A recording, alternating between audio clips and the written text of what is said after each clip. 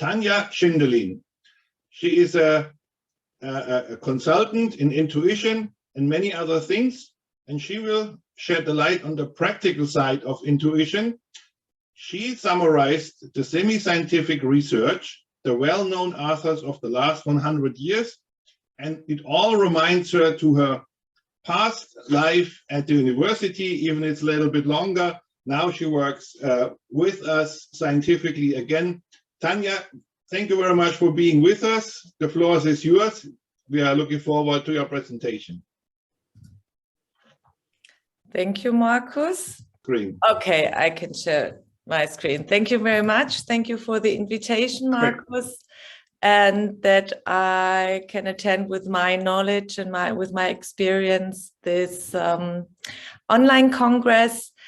Today, the focus of my topic is the importance of intuition for being successful in business life. Markus introduced me already. My name is Tanya Schindelin, and my focus in my work is as an intuition and karma coach. And my clients come to me because they're having problems in their business and private lives. And I'm using the tools on the one side of mindset training and also the methods of energetic spiritual healing, which is always very demanding for classical science to prove these tools and methods. And but they're also very, very important for how I am working. I can, with these tools and methods, I look at the causes behind the problems of my clients, and then we solve together the problems. And the most frequent reasons are negative beliefs. The karma coaching has always to do with finding the causes, cause and effect. The cause always was in the past, and the effect is now the life situation. The basis for my work is the law of attraction, and like Louise Hay, or as Louise Hay describes the law of attraction, whatever we give out, mental, physical, or verbal, will come back to us. To change the life situation, you have to release patterns in you. For example, if you suffer of not being good enough or having a lack of self-esteem and self-confidence, the less private and business life works. This is how negative karma, cause and effect, is created. At the last conference, I explained how the law of attraction works energetically. Today, I just want to give a brief insight. The basis that law of attraction can work is that all solid, liquid, and gaseous substances consist of energy. So all galaxies, stars, planets, things of everyday life, and also we humans, you and I, consists of three particles: positively charged protons, electrically neutral neutrons, and negatively charged electrons. This is very well known in the world of the physics and the chemistry.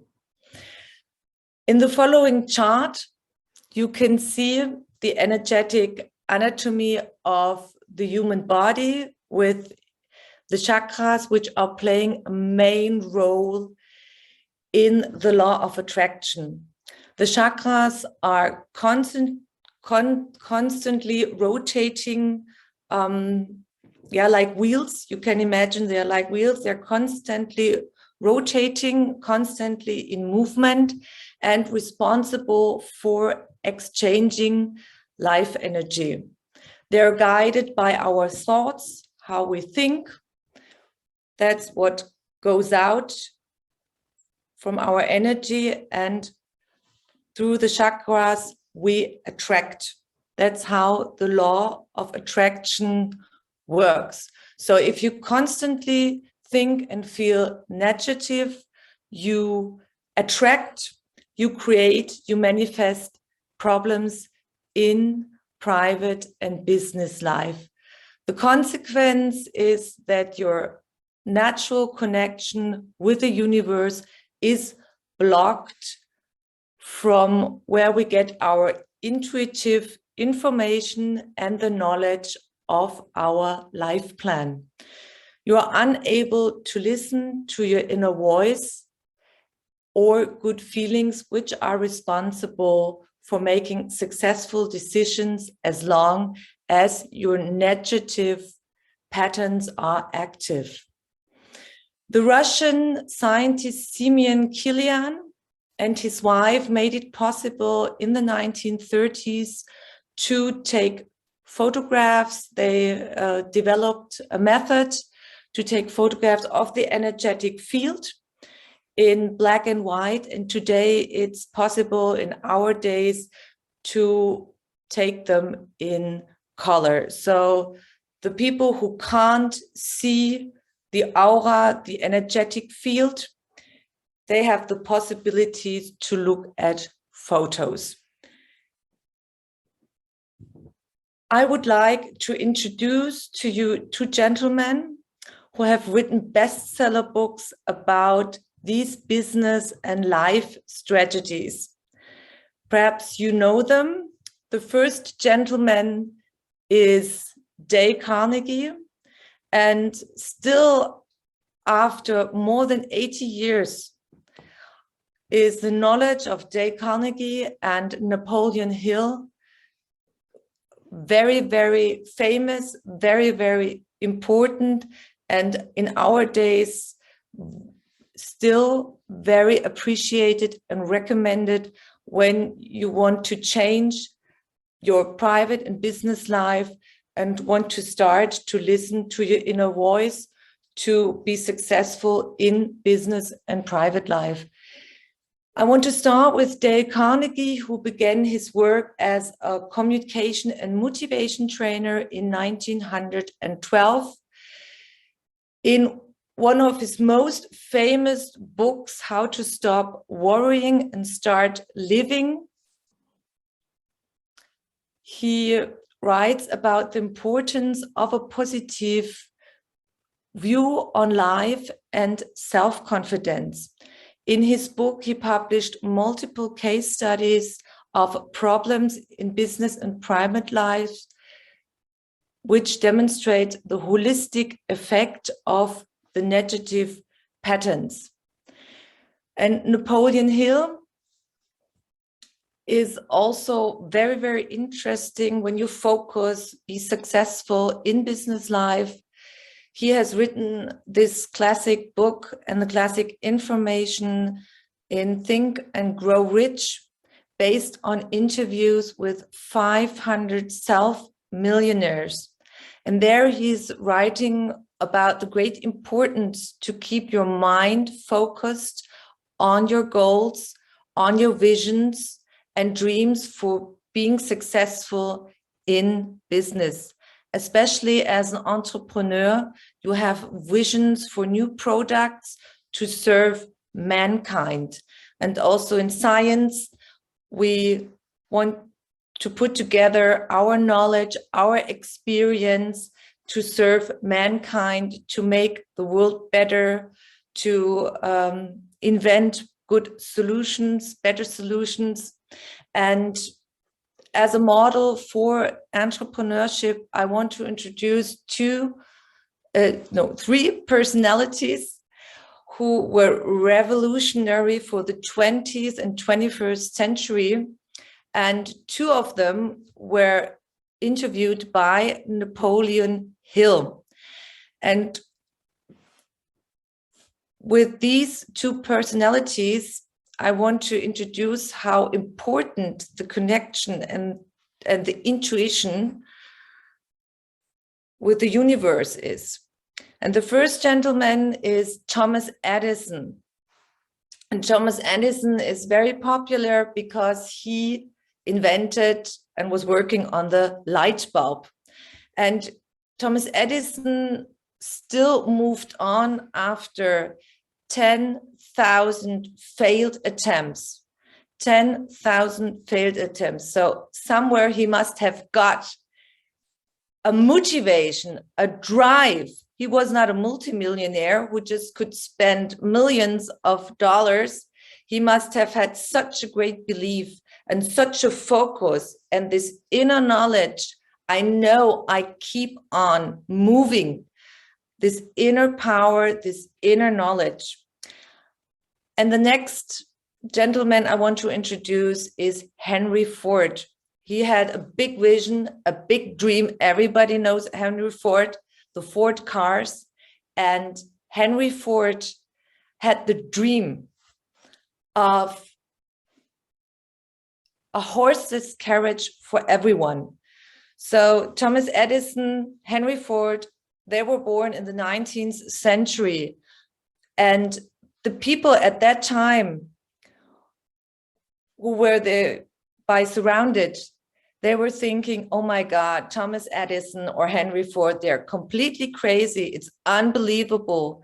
It's not possible to have a carriage which just moves without a horse. And his father told Henry Ford, don't give up your nice paid job. And Henry Ford just also kept on moving with his inner voice, with his inner knowledge, with the intuition. I know that I will succeed, although everybody is telling me, stop it, you are crazy. And one of the most influenced and game-changing gentlemen in technology is Steve Jobs. Everybody knows Steve Jobs. Apple products, they were absolutely revolutionary in the last century and in our century now, in the 21st century. And at that time, when he has chosen the Apple as a logo, an Apple as a logo, for example, to choose for technical, for marketing, at that time, they also thought, oh my God, this is impossible. And Steve Jobs held in 2005 a speech at Stanford University. It's a well-known worldwide university. And he talked about what kept on moving him forward, because all these three personalities who invented an absolutely game-changing product for mankind. He told the students in his speech that he said, it was my inner voice, it was my good feeling to keep on moving. It was the intuition I connected to something higher, and I knew that. And he said, it is important, do what you love, and keep on moving. Focus, focus, focus. And don't listen to the people who say it's not possible. Believe in you and focus. And behind this, if you focus and keep on believing you, there are always ups and downs. They tried a lot of times. And then you attract them. If you keep your focus positive all the time again, then you attract possibilities and resources, which helps you to manifest your vision, your ideas. You attract then people who help you and support you. And you attract all the abundance you need to realize, to manifest your great vision, your great ideas. And these three gentlemen, this is an example for many, many, many ladies and gentlemen who kept on focusing on moving. But I have chosen these three gentlemen because they are worldwide known. And in this conference, we have participants all over the world. And that's why I have chosen these great inventors. the game changers, the big game changers in our world. As more examples is, for example, Oprah Winfrey. She's also started with quite nothing, and she, in all her speeches, she has also PhDs from, I think, from Harvard and some other universities in America. And she is now running, she's a multi-billionaire business, and she started really from zero. And if you look her story from growing up as a child out of poorness, out of poverty, and at that time the segregation also was in America still. And if you lived in America at that time, segregation was not easy. And she's talking in her speeches all the time that she knew at the age of when she was 4 years that things were changing in her life. And she's always telling, you are the master of your life. And every decision she makes, she decides for her companies. She has several companies. She always feels it good to make the decision, or doesn't it feel good? That's always, she, on the one side, you need the knowledge, and on the other side, is it a good invest? For example, like Professor Harteis made the example with the housewives, and to invest, yeah, then, and so, okay, you know, you have different companies, and she would decide from the intuition-based point of view, does this feel good to invest in Siemens or in Mercedes-Benz, for example? And she would decide from the intuition, from a good feeling. We call it, from the spiritual mental healing, from a good feeling. We have two, not from a rationalized decision. Does it feel good? Okay, then I invest in Siemens Aktien. And there's also Tony Robbins. He's a very famous life and business strategist. And over 20 years ago, I was studying for 2 years at the University of Hohenheim economics. And I had the great opportunity to be on a research team at Professor Herzina. And he was doing a research on entrepreneurship in rural areas. And we had Northwest Mecklenburg-Vorpommern as a research area. And we were, this group of students were spending 2 weeks at Northwest Mecklenburg-Vorpommern and interviewing entrepreneurs. And I can remember that in one of the interviews, I interviewed an entrepreneur. He had a company, he was running a company and also owner. He was CEO of a CD producing company. And when I interviewed him, I came with a lot of questions, like Markus Fragebogen, yeah, questionnaire. And he told me, oh my God, yeah, what are you asking me all these questions? A big, big questionnaire. And I was a young student at the beginning of 20 years. And he said, listen, I do all my decisions by feeling, yeah, by good feelings. And I have to do daily so many decisions. And it just have to go like this. I don't have the time to analyze. Yeah, I have to make quick, many decisions every day. And so from my Bauchgefühl, from my stomach feeling, and this is also a great discussion Markus and I had several times, because he said, Tanya, I can't prove it. I can't prove this good feeling, this stomach feeling, we say in German. I don't know the proper translation in English.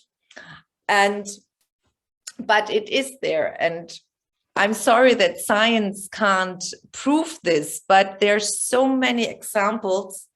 And especially in these two books, in How to Stop Worrying and Start Living and Think and Grow Rich, who were written over 80 years ago. And we are now, if you go on the market, there's so many books and literature about combining science and the spirituality, the classic life rules, I call them the law of the rules of the life science. I see that the time is moving on, and I want to, my message for the world out there, it's important. We need, on the one side, we need science. We need science, for example, economics. If we are running a business, we need bookkeeping. We need techniques like computer, for example. We need engineering. And on the other side, to be successful, like these successful entrepreneurs who are deciding from their good feeling, we need also the connection, the spirituality, the connection with our higher source, with God or the universe. There are so many different names, and both together is, out of my point of view, being successful in business life and also in private. It is important to see it out of a holistic view, together and not separated. I want to thank you for your attention, and I hope that we can work together with all our knowledge for good solutions for mankind. Thank you very much. Thank you very much for this speech. We discussed it beforehand. There are many books out there from the more practical point of view, and you were shedding some light on this view. Here in my drawer, I have lots of these books, and I want to read them all. They are more on the practical side. Bianca understands me that we are tied up to the research and the journals and everything, and but there are so many interesting other books you can read, and sometimes it's just not the time to do so. Tanya, thank you so much for sending out the questionnaire and making marketing for us. We discussed the topic of strategic intuition, and I wrote a little, not an article, but some thoughts, because there's no doubt about it. We learned it at a business school. There are lots of analysis tools, how to analyze business and then how to manage your company. However, the manager said also we have some emotional intuition. Somehow they feel the way they need to go. The big intuition style that we research for managers is the unconscious thought theory by Professor Dijksterhuis. And we are going deeper into this. But also, there was very interesting discussion with these high-level researchers, ZHAW in Zurich, and they said there is some anticipation, some precognition. You need to know what can be the future product, and you just need to know. And when talking to managers, yeah, it's very interesting. When talking to managers, not in a meeting, just privately, when you drink a beer, then they talk about the anticipation. They just know it. But more interesting is that some managers know they need the anticipation and they need the emotional intuition, but they don't have it. So the interesting thing is, and I experienced this in 20 years of my life in large corporations, is if they don't have the emotional intuition, these managers go home to their wives and ask them. And then the wife says, You know, I don't understand what you're doing, but my feeling says I would do it this way. So then there are other managers who know they need the anticipation, but don't have it. So what to do? They tell me secretly that they go to card reading and they go to an astrologist and they help them then to make the decisions. Is that interesting? We're talking about top managers.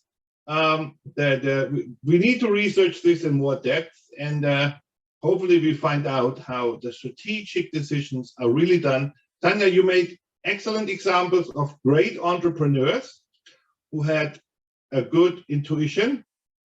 Also, there are a lot of managers that are not successful. Yeah, so that does not mean that their intuition is wrong, but sometimes the markets are against them, sometimes it's the wrong timing or whatever. Everybody should keep up with the good work and the hard working. We always talk about the gut feeling, and you mentioned it also, Tanya. And the point is that we enlarge the research because there's not only gut feeling, and I went into depth to this to research this, and it comes from the bacteria, it goes into your colon, from the colon it goes into your brain, and actually then you can think about it, but also, Damasio said, it stays in your brain, and then you can recognize it again. However, there's also the heartbeat, and we research this. So a lot of managers, a lot of participants say they just feel it by their heartbeat, and the others have skin arousals. So they also feel it on the skin. So the emotional intuition is research in neurology, and this is very complicated medical research. And when you read the articles by the medical researchers, it's really hard to understand what they try to tell you. It's the medical language, but they do great work on finding out more within the body where the information is coming from and how it is stored.